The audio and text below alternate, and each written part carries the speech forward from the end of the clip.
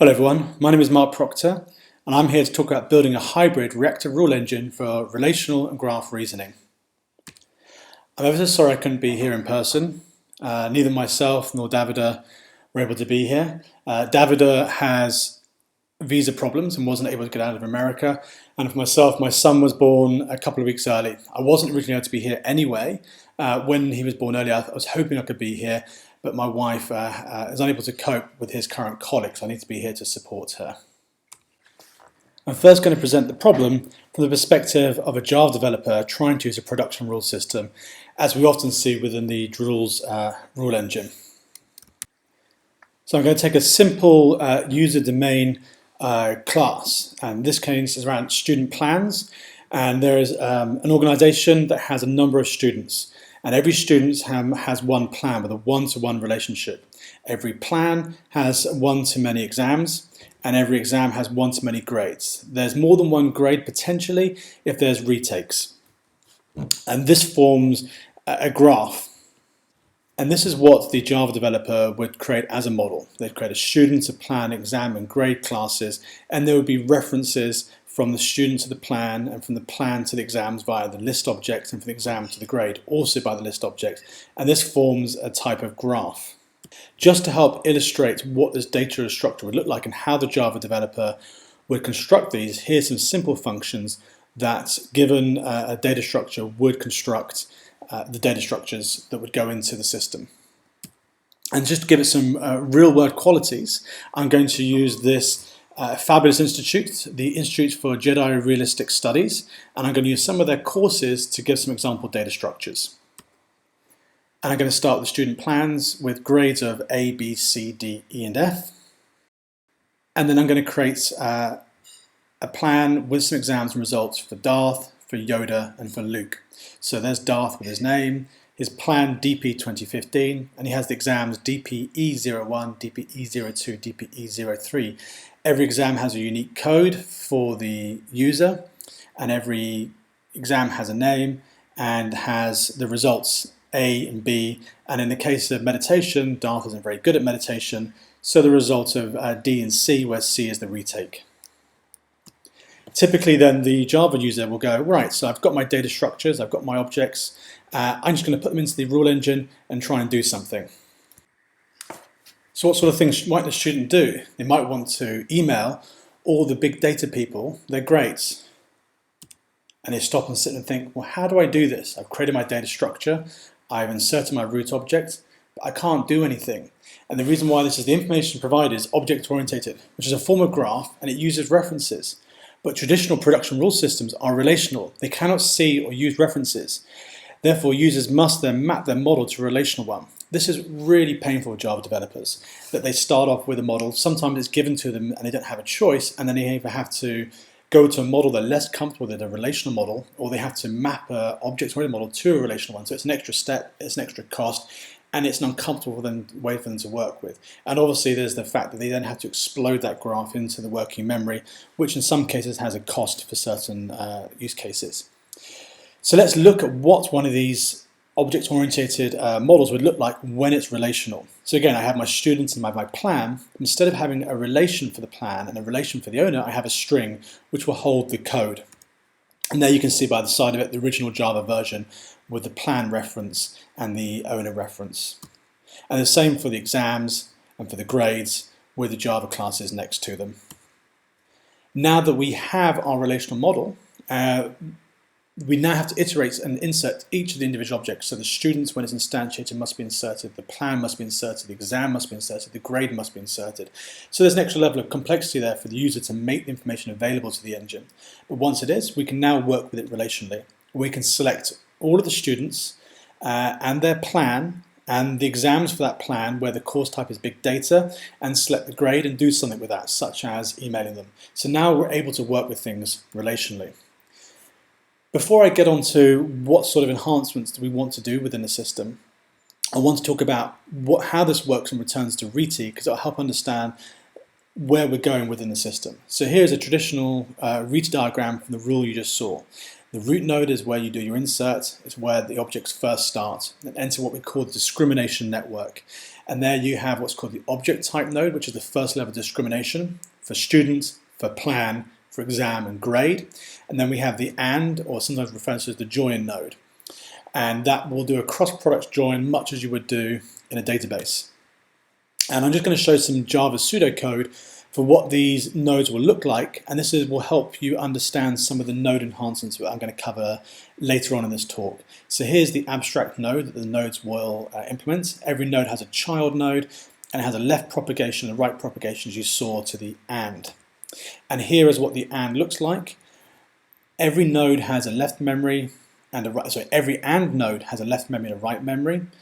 And when it receives a propagation from the left, it adds it into the left memory, and then it will iterate each of the right objects, apply the constraints. If the constraints match, it will then propagate to the child node with the new tuple, which is often referred to as a token or a partial match. And the same when the propagates right insert, except this time it's going to propagate the left memory. And this is what performs the incremental cross-product propagation and matching. So let's look at what the data is. So we have the student OTN and the plan OTN, and there's the Darth, Yoda and Luke, and there's one-to-one plans DP 2015, YP 2015, LP 2015. And there's the AND node. At the moment, the left memory and the right memory for that is the same as the OTNs. But if we now start to bring in the exam, we can see that the students and the planned information is joined together. And forms Darth, DP 2015, Yoda and YP 2015, and Luke, YP 2015. So that forms a partial match, and as you can see, we have this, we call it a tuple, and every time you do a join, it produces a child tuple where the parent is the previous tuple. So Darth will be the first tuple, that will join with DP 215 will be the child tuple.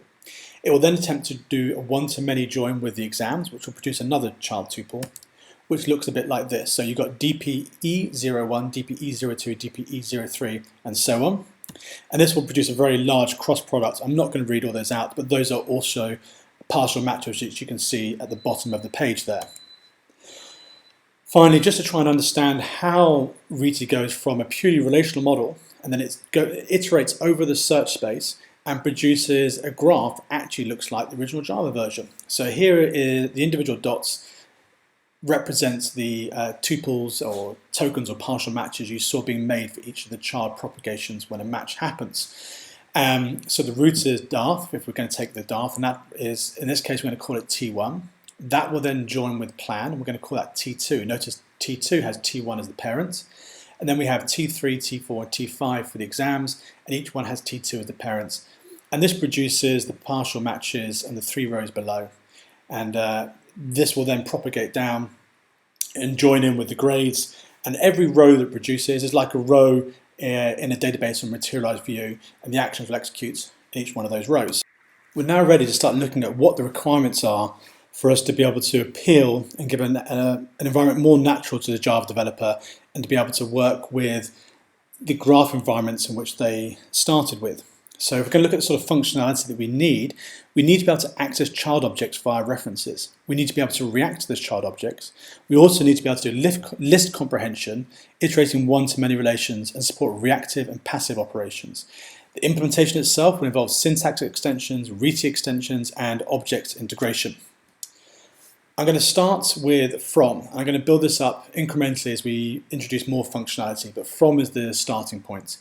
And this is an extension that allows us to be able to look at the nested objects, the graphs, the graph references. So the implementation introduces one new keyword, the from keyword. It requires a new Rete node, the from node. It requires an expression evaluation subsystem, in which we use envil, and it uses a dot as a reference accessor with type, say if it's JavaScript-like syntax, using the envil evaluation engine. The functionality, it allows access to nested objects. The dot accessor is access and return only.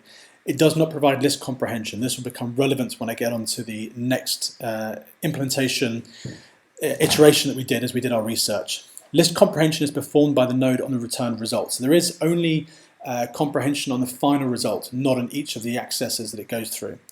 And at the moment it is passive only, not reactivity. So this is our first iteration of our research into this problem space. And here is the rule 2, showing it working with a graph. Now we're able to work with the original object model the user has. Only the student needs to be inserted. And what the from keyword does, it says the pattern is iterating from a source. So in this case, it's the source of the results of the plan.exams expression. And same for the grade. That is going to filter over the results of the exam grades. We've already made great steps in providing something that is able to work the way the Java developer wants with the original model they want. Let's have a look at what the implementation would like. So there's the R2 rule again, using the from keyword. Now, what was before the and node become the from node, and of course there's no write inputs. There's nothing else coming from the working memory. Only the student was inserted into the working memory. And what actually happens is that in each from node, the left input token evaluates an expression, and it will return either a single item or it will return a collection, and the tuple will join with the results of that expression, and then that will propagate down to the next from node and eventually reach the RTN node. The evaluation expression is done with a subsystem envel, as mentioned before. Let's have a look at the implementation. So if you remember, this is the implementation of the AND node. Very, very simple. The left tuple comes in and it iterates the right memory, and if it passes the evaluation, it propagates a new child tuple. Now we can see the from node. So there is no write input, so instead it evaluates the expression. The index refers to the tuple that it's going to refer to. Remember, there's a chain. Which of the index positions of the tuple is it going to use for the expression evaluation?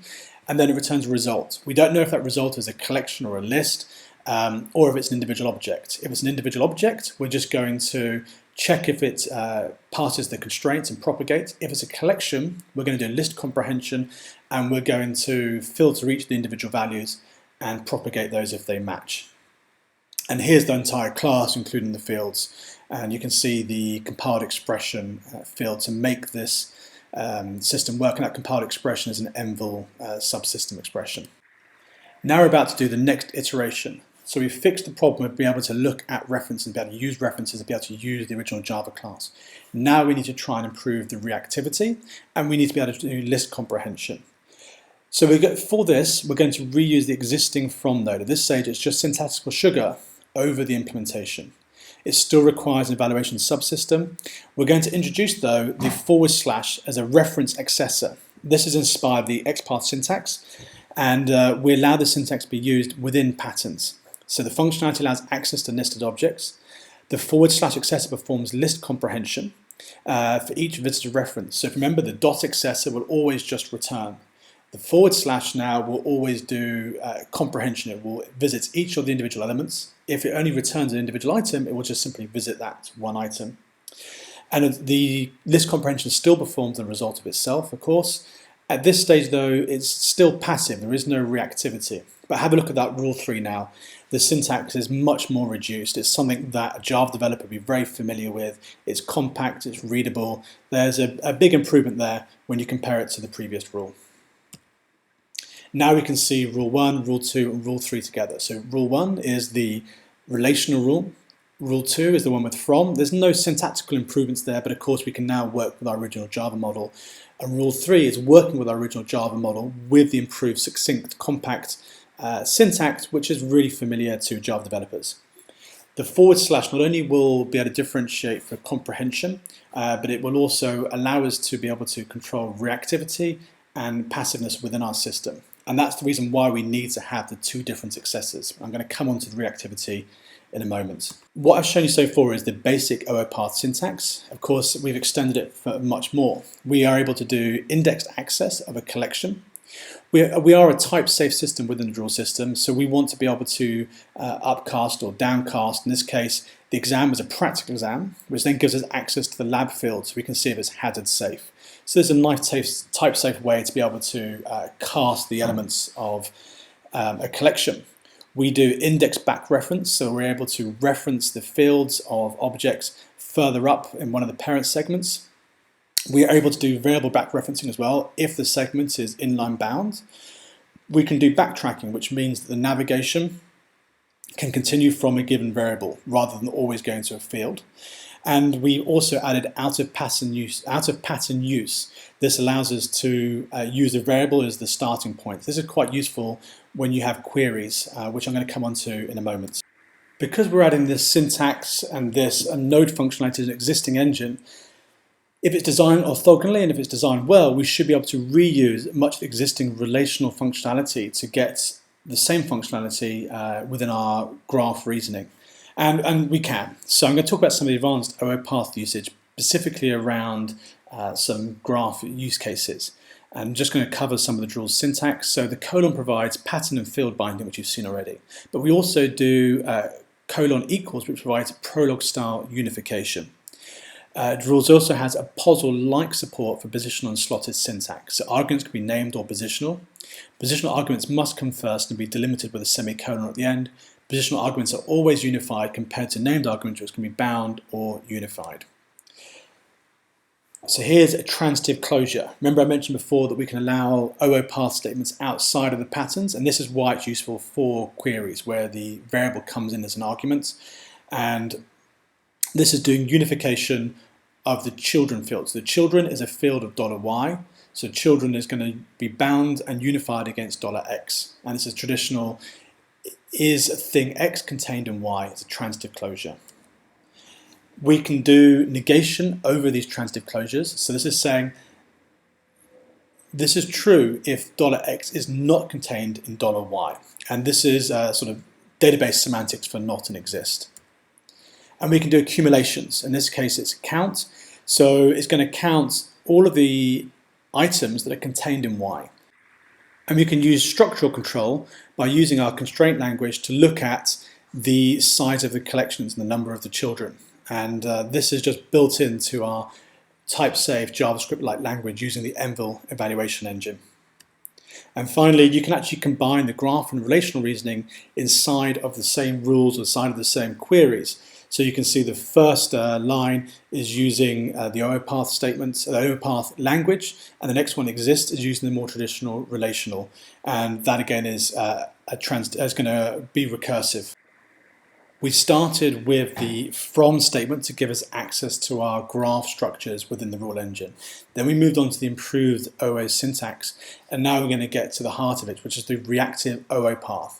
And this is why you're going to see why we had the / operator, not just for comprehension. So we're going to introduce a new reactive from node. We're going to introduce something called the ReactiveObject, which provides objects integration for the user domain. And we're going to provide list integration as well. And the functionality uses the OOPath syntax, but now all / are reactive. Now, of course, actually that means that the / is always reactive and it always does comprehension. We realize that we can't do passive comprehension at the moment. So that might be something we do in the future for completeness, and that will probably be a question mark before the / as we already use this in queries to have non-reactive query invocations. Now let's have a look at the implementation using some pseudo Java code.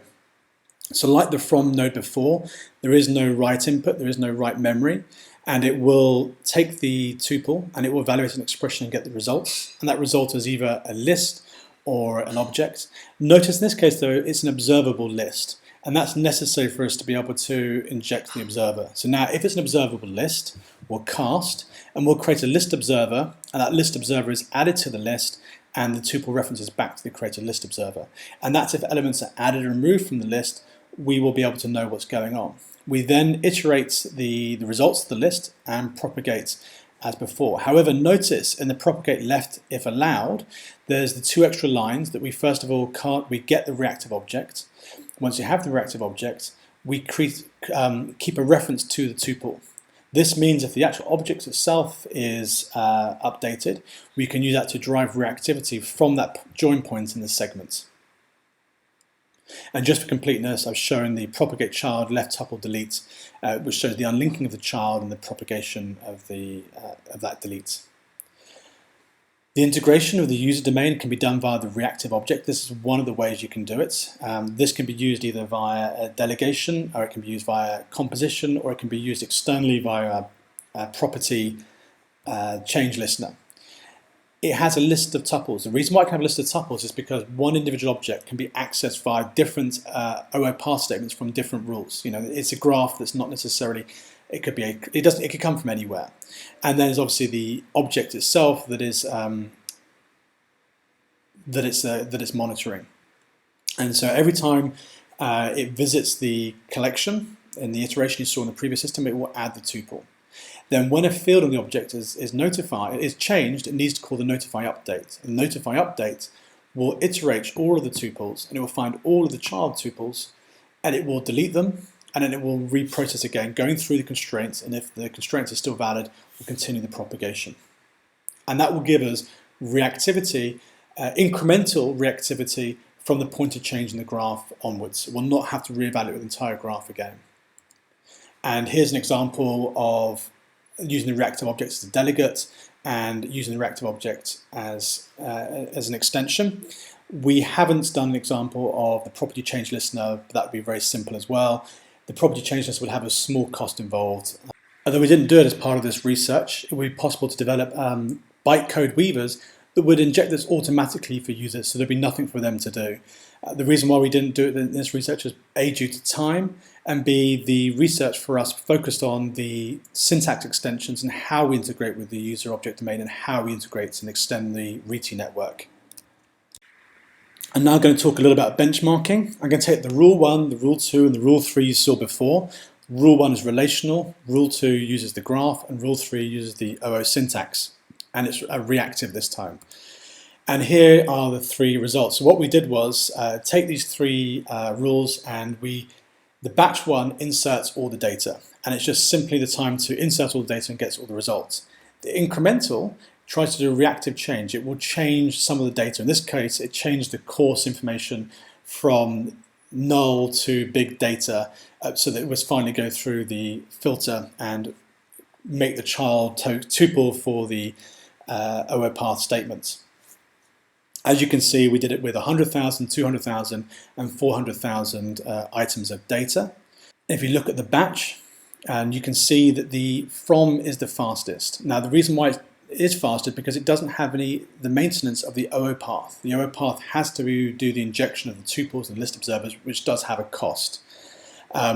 You'll also notice that the relational one is much more expensive to begin with because it's got this relational space that it has to search to be able to create all of the indexes to be able to find the results. However, once we move to incremental, as you saw very early on when it showed you the tuple chain, we now have a model reference that approximates what we'd have in Java, and now the performance from the reactive relational is very similar to the OOPath, only slightly slower. Notice the from though is still slower now than the OOPath. The reason why that is because the from is not reactive, and therefore it has to reevaluate all the results again. As one final note, we did actually try running the relational without indexing turned on, and obviously the OOPath doesn't need the indexing because it already has the references. We found that without the indexing of the constraints, the relational was 68 times slower. We also did another benchmark which was looking to really exploits the OOPath and the from node implementation. And in this case, it was a more traditional graph, and we generated really large trees, and obviously with the relational Rete version, it had to insert all of the objects before it could do any of the finding. However, with the from version, you only have to insert the root and it's able to iterate down. And you can see from here the performance times are very linear and very fast from the from, and the relational ones are much slower and much more costly because it has to search the space, create the index, and create all the references. And this is to be expected, but it is to really contrast why there is value from having a system able to do both hybrid and relational reasoning, and where you might want to use one or the other, and the performance characteristics you can expect. Getting on to related work now. We work quite closely with Istvan from Budapest University, where they have the EMF inquiry engine. And this was very much a catalyst for the work we were doing here. And we worked quite closely with Istvan in understanding this domain and space. And they took a production rule system and applied it to the graph reasoning space. And what do we need to do with a production rule system with its problems when working graphs and make it work for graphs. However, it wasn't hybrid. It now no longer did relational, and it didn't have the syntax to be able to differentiate between relational and graph, reactive and non-reactive. So we do very much consider this work an extension or a further continuation of the great work that Istvan and his team have done in the EMF inquiry. We're very much inspired by the XPath notation as how we can achieve this dual syntax of dot accessors and / accessors, of passive and reactive, and we feel that's worked quite well. We of course looked at Sparkle. What we found with Sparkle was that it can do anything, but it again doesn't have this dual syntax of reactive and non-reactive that we have with the accessor of the two types of accessors. Gremlin was a great motivator for us as well, looking at how that would work. Gremlin itself, though, has no reactivity, and it's not a query, it doesn't search, it's purely imperative navigation. And we looked at JXPath as well, which is really just a form of XPath, but on the Java domain model. With regards to the future work, obviously one of the first things we have to do is get the bytecode weaving so that we can make this very easy for our end users to use. We need to get an implementation of the property change listener, so that's there for out of the box. But this is more implementation than it is for research. We'd also like to follow up on the paper that we did at RuleML the year before last, which is property reactivity, where when we only get reactivity to fields that we listen onto. This is both a performance and a usability enhancement that we need to get within the system. We'd also like to continue to do research around different types of graph reasoning and maybe Prolog query style reasoning for graphs, and looking where the fit gaps are of the functionality not yet supported, so that we can mature our ability to work within the graph space. With regards to the conclusion, I feel that we have achieved what we set out to do. We have produced a nice syntax. We can work with the original Java objects. We've shown that there is no downsides to the performance and only upsides. And I think we've shown that there is a need for this work.